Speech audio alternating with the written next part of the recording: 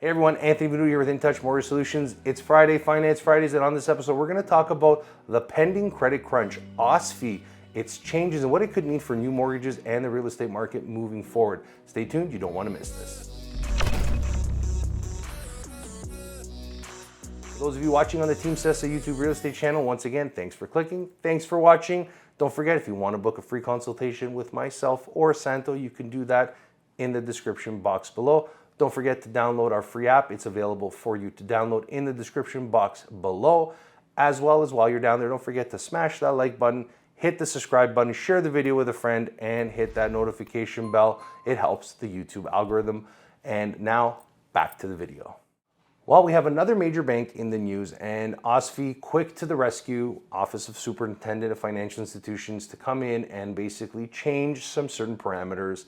And obviously, in light of what's happening with one particular bank and probably many others, if you ask me. But in this episode, I want to take a look at why mortgage qualifications, new credit origination is going to be down, and obviously what it could mean for Canadians with mortgages, especially if you're looking to buy, if you're looking to renew or potentially refinance. It's definitely going to be an interesting environment as we move forward. Now, in the recent news on Tuesday, we heard from O.S.F.I, the Office of the Superintendent of Financial Institution, and its captain, its superintendent, Peter Rutledge, where they've increased the capital requirements or the domestic stability buffer, the DSB, from, literally its pandemic lows has started to increase to now 3.5%. And we'll get into why that's important. So if we look at what's happened over the last little while, well, prior to the pandemic, we saw the domestic stability buffer around 2.25%.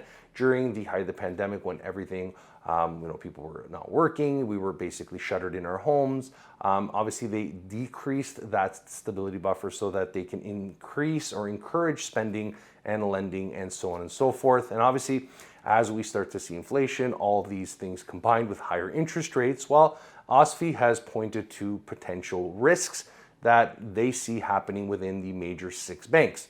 And by increasing this domestic stability buffer, what it does tell the banks and tells us as consumers and people looking at this news and trying to put their minds around it, is that there is some concern that many of these products or these assets may be at jeopardy of going bust. And what O.S.F.I needs to do is make sure that the banks are well capitalized in order to ensure that if these loans or assets go bust, that they have the money to cover these bad loans, and ensuring, the most important part is ensuring that the financial system remains sound.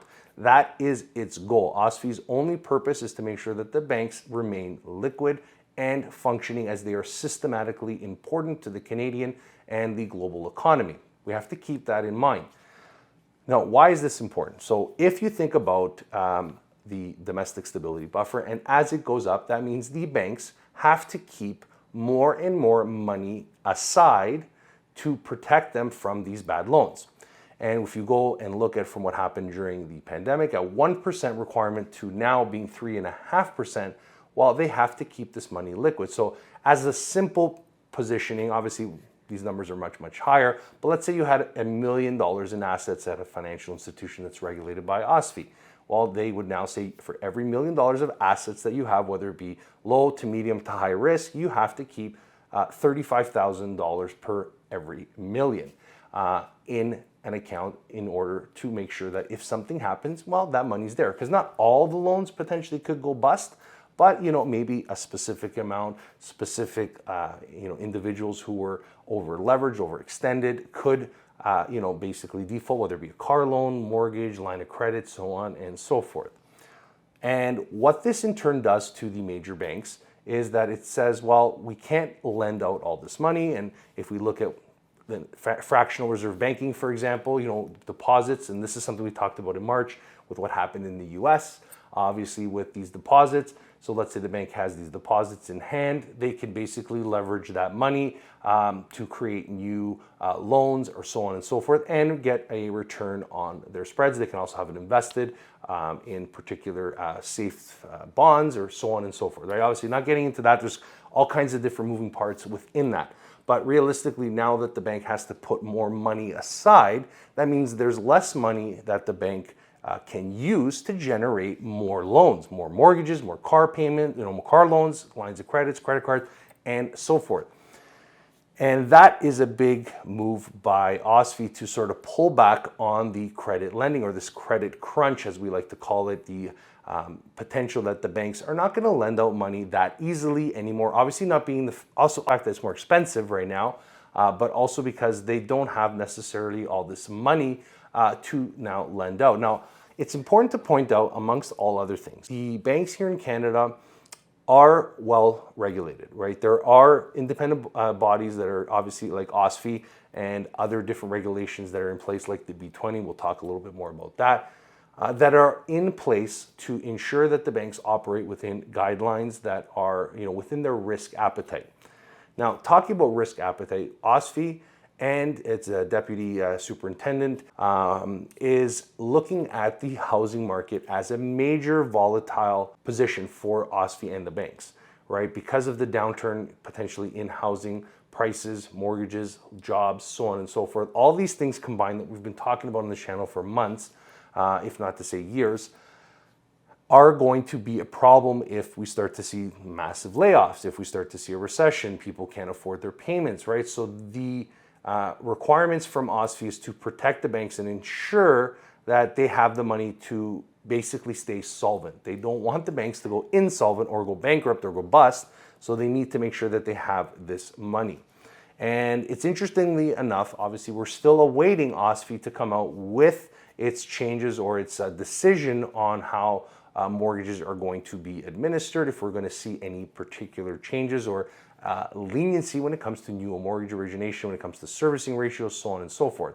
Now, speaking of servicing ratios, for those of you that have been been watching the channel, you may be aware. Those of you that might be joining us, when we talk about GDS or TDS, we're talking about gross debt servicing and total debt servicing. So, if you recall, gross debt servicing is basically your principal, interest, heating, and your property taxes of the mortgage. So, how much of that income is being used to service the mortgage requirements? And then you have, let's say, the total debt servicing ratio, simply put, is that the GDS, all your mortgage, principal, interest, and heating, taxes, plus any other consumer debt that you have, like car loans or lines of credits or student loans.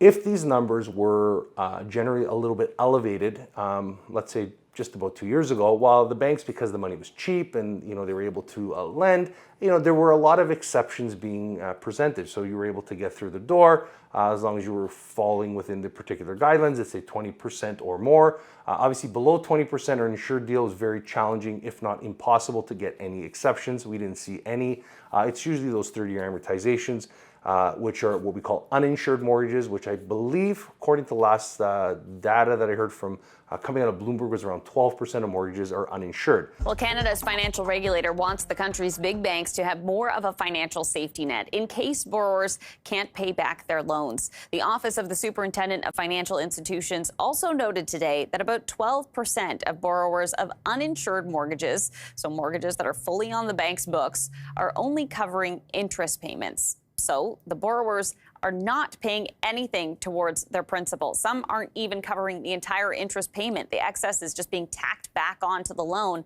known as negative amortization. That means that if we take that and just say, look, there's a whole ton of mortgages that are insured, which means they are basically covered by CMHC, Canadian Mortgage and Housing Corporation, Sagan, or Canada Guarantee. Well, those are backed by taxpayers. You and I, they're backed by the government. So obviously there's a big problem, right? If these loans go bust, well, who ends up footing the bill? Anyway, with these servicing ratios, with these insured mortgages, the question is these extended amortization, something we've talked about on the channel before, and obviously the risk of default. So the regulatory body, OSFI, under the B20 guidelines that were established back in 2017, which is basically, they came into effect. The major one is the stress test rule, one that many Canadians now, especially those purchasing, understand.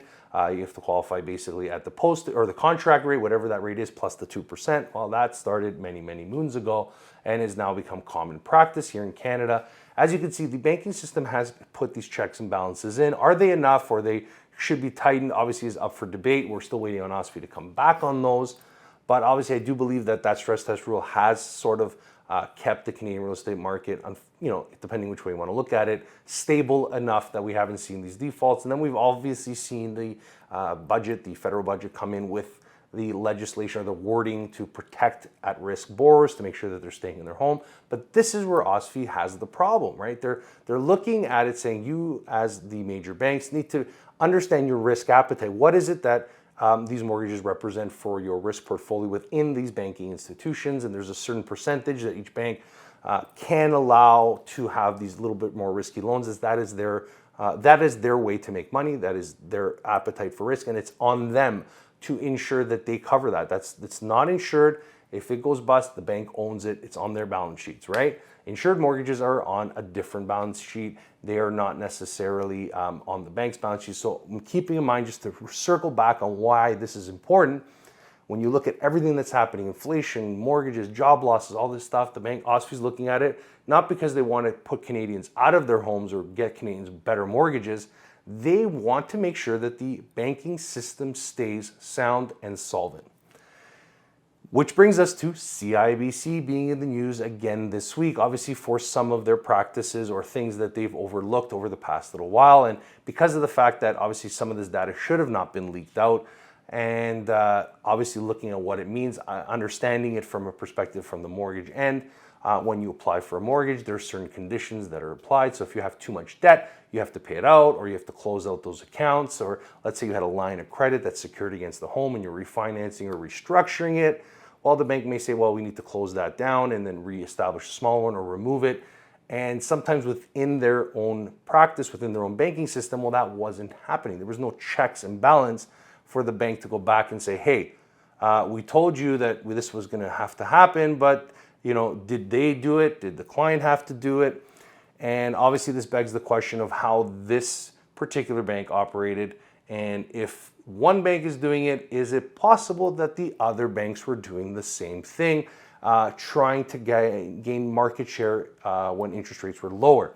And obviously understanding how the banks work. Some banks have different programs, which, looking at some of these programs like net worth, how were they circumnavigated? Was their money supposed to be coming into the bank to show liquidity for these clients who are at these extended ratios, or so on and so forth? These are some of the major concerns. And why it's important, why we're tying OSFI to the bank, to credit crunch, to new mortgages, is because as they are uncertain about what is actually happening, right? Because they don't know how deep this problem is, or what the ripple effect is across the other banks.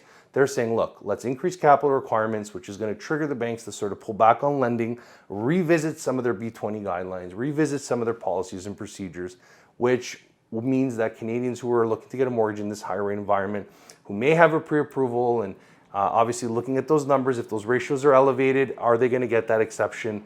Understanding, speaking to a mortgage professional, if you have a pre-approval in your possession, and obviously understanding, what those requirements are. Are you within those limits?